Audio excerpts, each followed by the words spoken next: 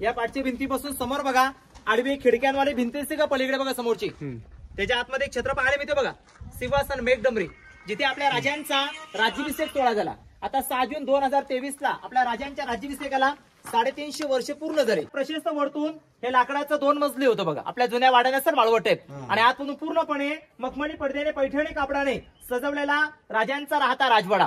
त्या काळात राजांच्या राहत्या राजवाड्याचं वैभव कसं असेल कल्पना करा. याच वाड्यात याच महालात राजांचं निधन झालं 50व्या वर्षी 3 एप्रिल 1680 मराठी तारीख आहे चैत्र पौर्णिमा, हनुमान जयंती. शनिवारी दुपारी 12 वाजता राजांचं निधन. हा समोर 3 पायऱ्या गेलेल्या चौथरा पायऱ्यामध्ये समोरचे हे मुख्य बेडरूम होता, याच्यावर निधन झालं. पण इथे कोणत्या जागेवर झालं असं नोंद नाही, परंतु इथेच झालं.